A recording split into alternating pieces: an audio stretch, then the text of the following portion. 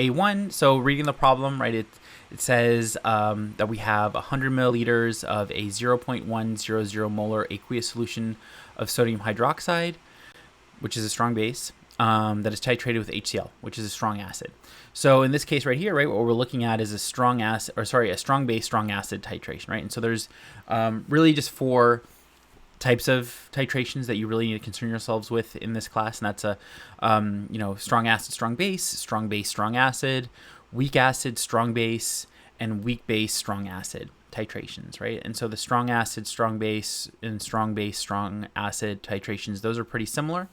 They're pretty straightforward because all you're really doing is calculating the number of moles that are remaining of either the base or the acid post titration and neutralization, right? Because what we're really looking at during these during this titration is that we're just simply going to be looking at the reaction of H plus and OH minus to form H2O, right? That's all that reaction right there really is that we're going to be looking at. And so all we're trying to see then is after this reaction happens, how much H plus is left over and how much OH minus is left over, right? And you're only going to have one or the other in these cases, right? Because once the titration is complete, in this case right here, right, all of the OH minus should be consumed, and so any additional H plus you're adding is just simply going to be, essentially stacking itself on top of what you already have in those cases, and so you don't really have to, worry about that much. But let's work through the problem, right? So the first step right here, it says to calculate the pH. And so in this case right here, right, we're going to be calculating the pH for a strong base. And so strong bases, right, their definition are that they have a Ka value or Kb value, right? Their equilibrium constant is greater than 1, which means that, essentially they fully dissociate. In these cases, we don't have to use any type of ice tables and equilibrium constants to figure out what the concentration is of H plus in solution, really, or OH minus solution in this case right here.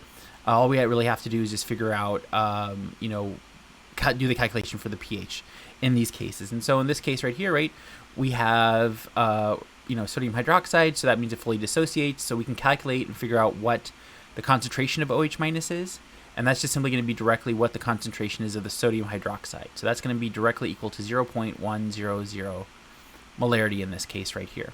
Now there's 2 ways that you can then go about calculating the pH. One is you can, use the relationship where you have, right, the autoionization equilibrium constant for water, where you have the concentration of H plus times the concentration of OH minus, right, and that's going to be equal to 1 times 10 to the negative 14 at room temperature. So you could do this right here, right, and that's one way that you can calculate H plus. And then once you know H plus, you can then go ahead and calculate the pH. One thing that I like to do when you're working with OH minus is you can just calculate first what POH is, right? And so that's the same way that you would calculate, pH if you know what H plus was, right? Because all it is in this case is simply the negative log of the concentration of OH minus, right? That's the definition of POH. And so if we calculate that, right, what we get is, so negative log of 0.1 is 1 in this case, right? So the pH is 1 in this case. And so we know that the relationship between POH and pH is that POH plus pH is equal to 14. And so then that means that pH is going to be equal to 14 minus POH in this case, right? So if you have 14 minus POH, right, in this case, that becomes 14 minus 1. That gives you 13, right? And that right there is the answer, right? So the pH is 13 for a 0.100 molar aqueous solution of sodium hydroxide. And that's my preferred way of doing it, just because it becomes a lot less messy than having to you work with exponents and do all of that. I mean, we could have went that same route over here where, all we did was, where's the pen? Right, where we had H plus is equal to the concentration of OH minus over, other way around. Where's my eraser?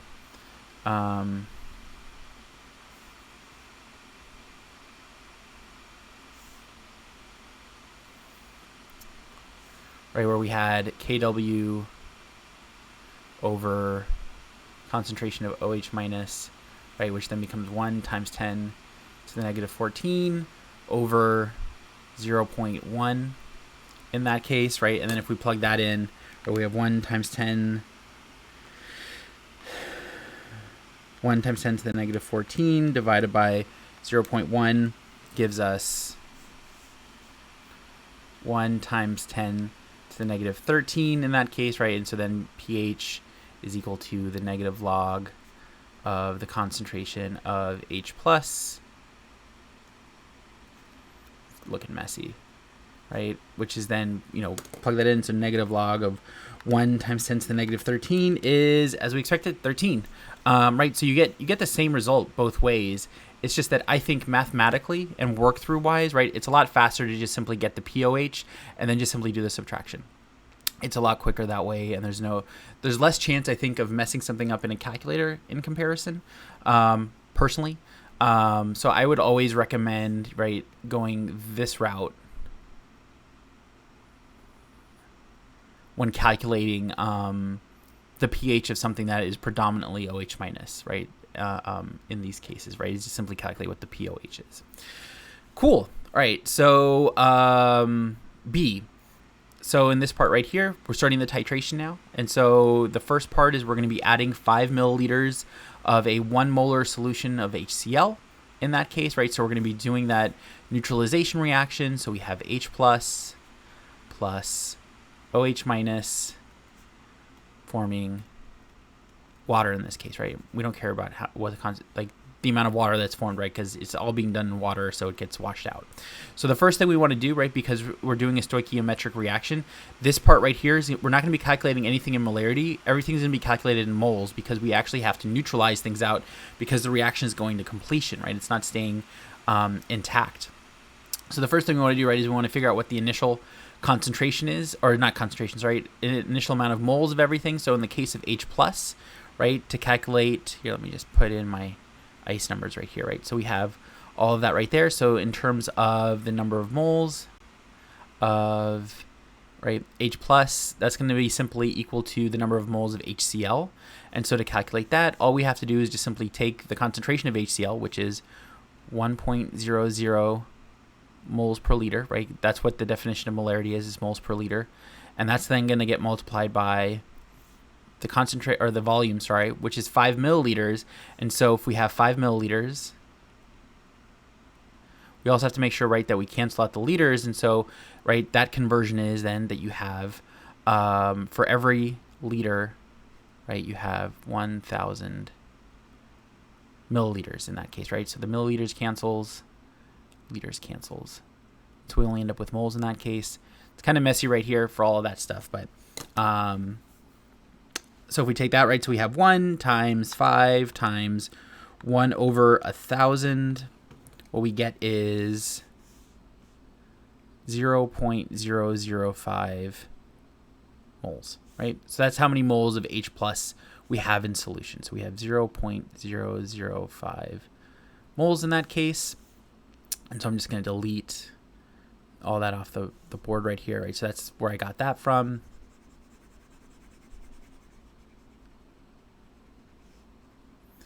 And so then the next thing that we have to work through is then figure out how many moles of OH minus we have in solution at the moment. So at the moment, right, it's at the beginning of the titration. So we just simply use the value that we have up here. So we have, in terms of the number of moles, right, of OH minus, right, that's going to be equal to the number of moles of sodium hydroxide that we have. And so all we have to do is simply take the concentration of the sodium hydroxide, right? So that's 0.1 moles per liter, right? I'm just going to extend it out here so that way it doesn't look as messy, right? Multiply that by the volume, which is 100 milliliters, right? And then we have to make sure that we also cancel out the milliliters and the liters in this case, right? And so to do that, right, for every liter, you have 1,000 milliliters, right? So milliliters cancels, liters cancels. We only end up with moles. So if we take that, plug that in, so we have 0.1 times 100 times 1 over 1,000. What we get is 0.01, sorry, moles of OH minus, right? So 0.01 moles in this case, right? And we don't care about the H2O because there's a large amount of it, and it doesn't really matter for what we're looking at. So I'm just going to go ahead and delete again the calculations up there that I did for the OH minus. Oh.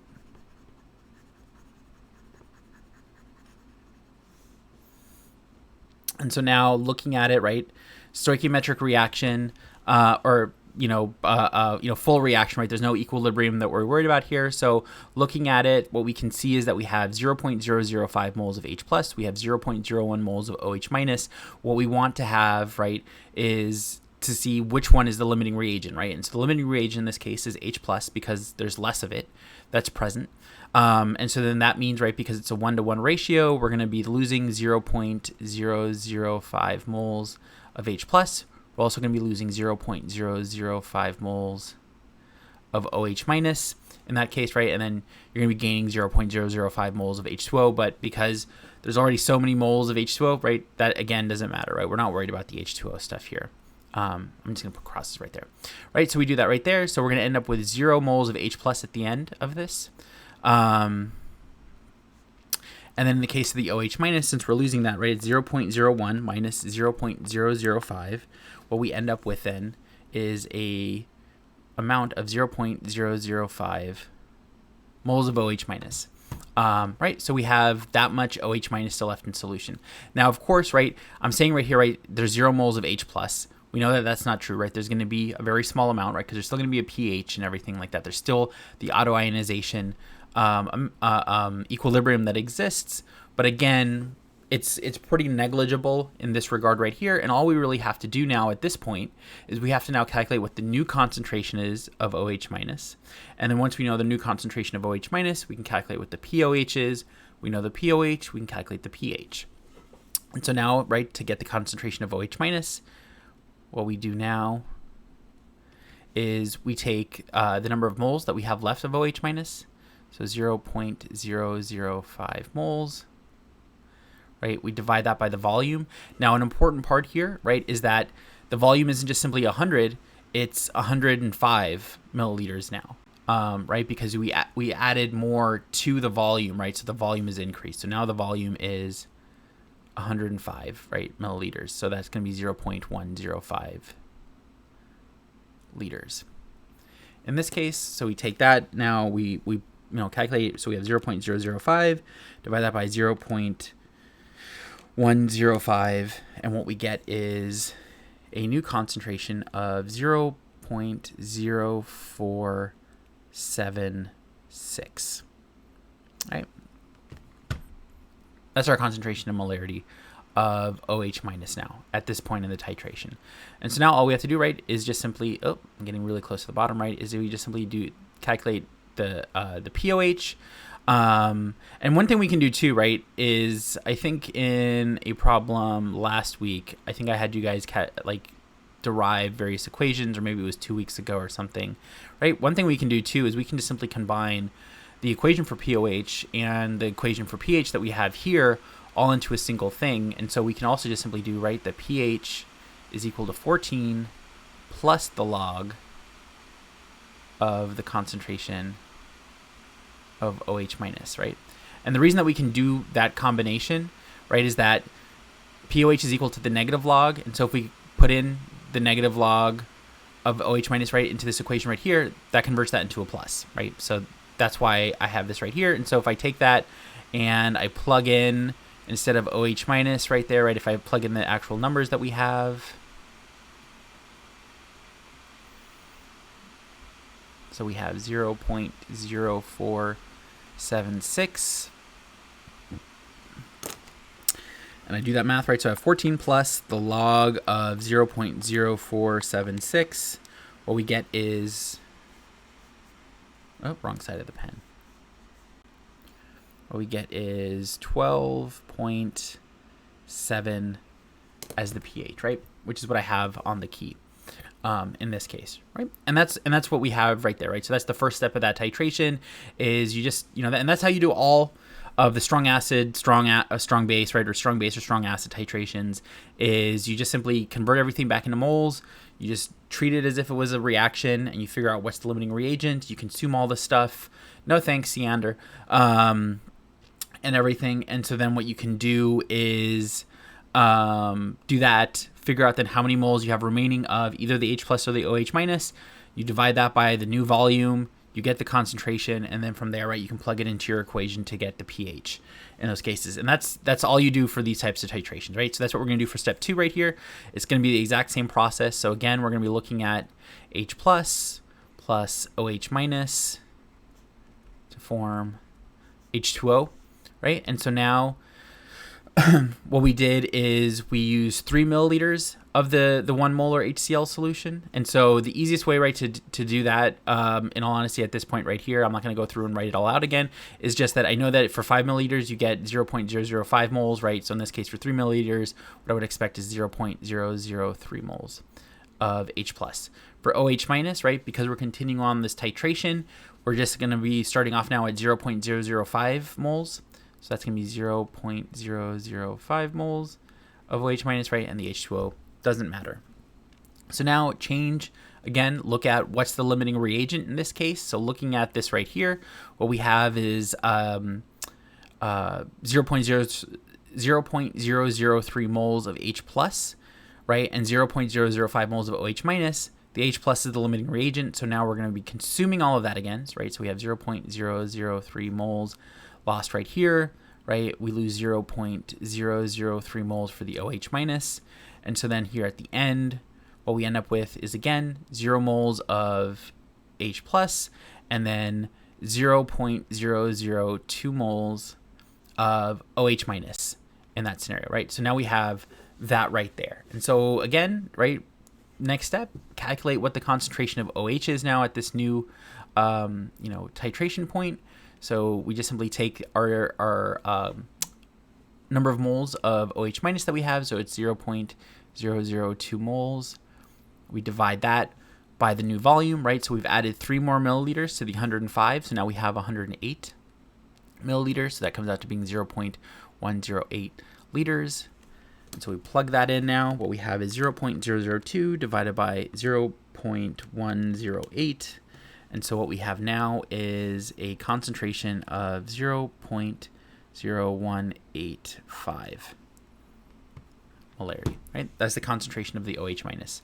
Now we go ahead, right, calculate the pH. We just plug in that value that we have into our modified equation. So we have 14 plus the log of 0.0185 molarity.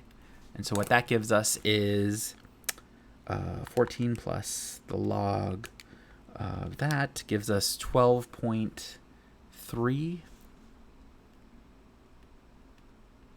right, as the pH in this scenario, right? And let me just box these so that way people can follow along, right? And so that's what for 1 and 2, right? So we're at this point of the titration. Next point, right now, we're going to be adding 2 more milliliters of 1 molar HCl. And so now going back, right, same thing as before. We're just simply going to be looking at, the neutralization reaction. So we have H plus OH minus forms H2O. So now, right, initially, we know that we have, right, 2 milliliters of 1 molar HCl. That's going to be 0.002 moles. For OH minus, right, what we have left over now is 0.002 moles. 0.002 moles. In this case, right, H2O doesn't matter. Now, change, looking at this right here, they're equal to each other. So both of them should be completely consumed by this reaction, right? It's a truly stoichiometric reaction at this rate. So now we're going to be losing 0.002 moles.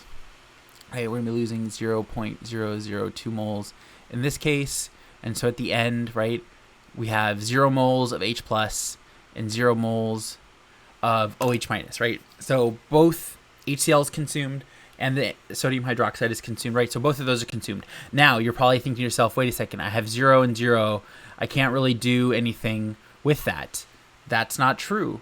Technically, at this point now, right, what we're at should be neutral water, right? We should be at a pH of 7, right? Because we're at the point where the concentration of H plus is equal to the concentration of OH minus.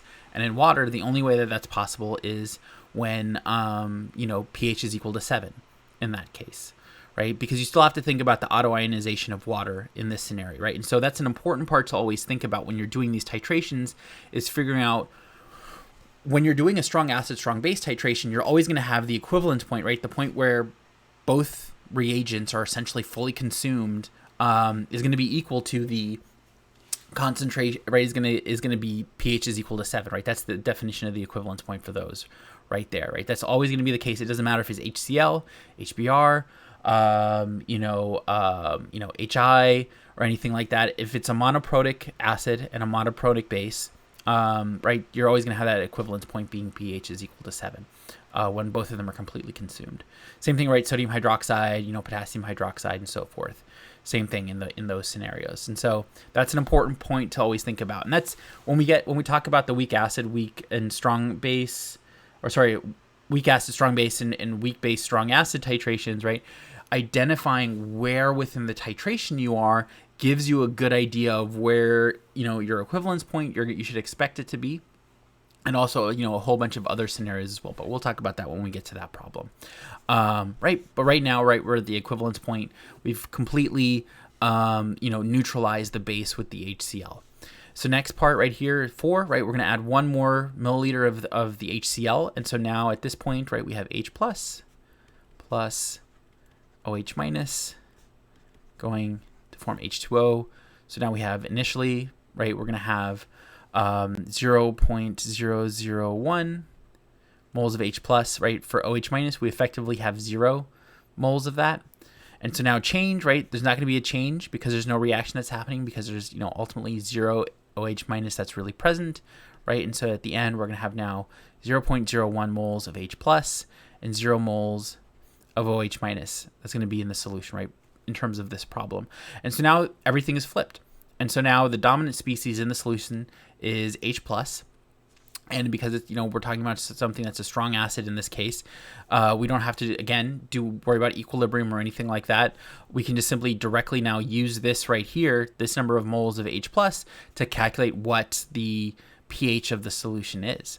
Right? And so to do that right there, all we have to do is just simply, to calculate the concentration of H plus, we take the number of moles, right? So we have 0.001 moles of H plus, and we divide that now by the volume.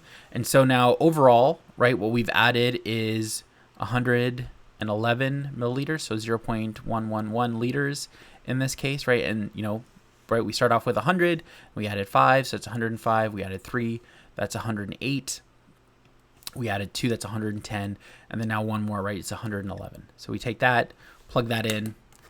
Right here, what we get is 0.001 divided by 0.111, and so we get a concentration of 0.00901 in this case, right? That's the concentration of H plus.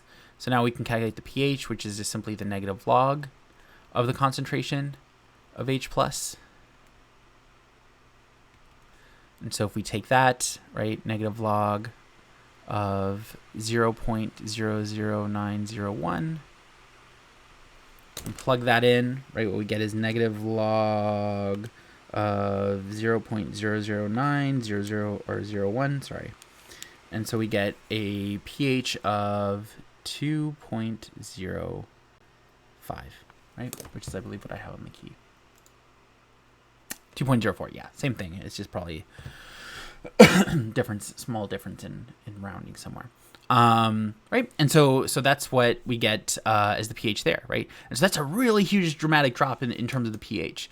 But it makes sense, right? Because there isn't anything to neutralize the acid that we're adding anymore at this point. And so now, we're going to start getting closer to what the pH is of the HCl that we initially started with, right? And so, the initial pH, right, that we had actually, right, is, if we can just calculate that, right, it's just simply negative log of 1 is 0, right? The pH of 0, of that HCl solution is equal to 0, because it's just so concentrated with HCl, right? 1 molar solution is, or 1 molarity solution, right, is pretty concentrated.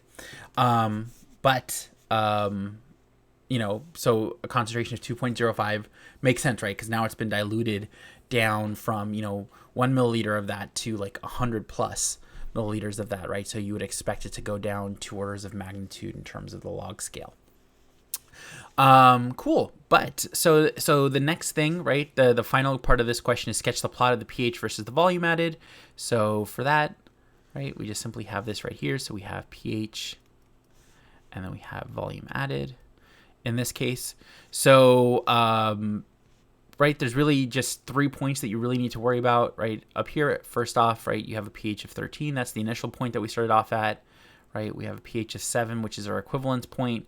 And then down here, right, we have a pH of 2, which is where we're going to be ending up at the end. And so, right, there's going to be one point where we added 5 milliliters, right? And so the volume should be milliliters. In this case, right, then we have, 8, and then we have 10, and then we have 11, right? And so 5, starting off, right, you're starting at 13, 5 is a little bit down, right? It's not that far away. Oh, right. 8 also a little bit further down, but not that dramatic. I just want to save those things, right? And then at 10, right, where we hit the equivalence point, right, that's where we got to 7. And then, right, adding 1 more milliliter, right, we got down here to 2.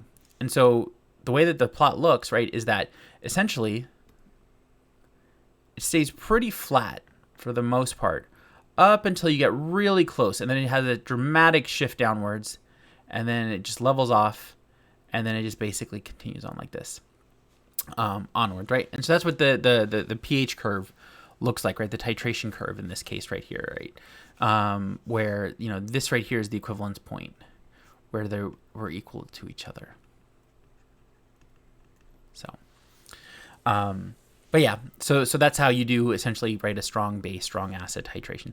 And it's the exact same process, right, if you were to do a strong acid, strong base titration, right, if you started off with a solution of HCl and you were titrating in, sodium hydroxide or potassium hydroxide or whatever, you would end up with a similar scenario. The only thing different, right, would it be that the titration curve is flipped, right, where you would have a really low concentration, a really low pH at first, and then it will shoot up dramatically, right, and then you're going to be in the high pH region for the rest of the time as you add more and more base to it in those cases. And then, in terms of how to approach doing the math for that, right, it's the exact same thing, right? You just simply look at the number of moles that are neutralizing the reaction for everything, and then, using that in those cases. So that's A1 in this case.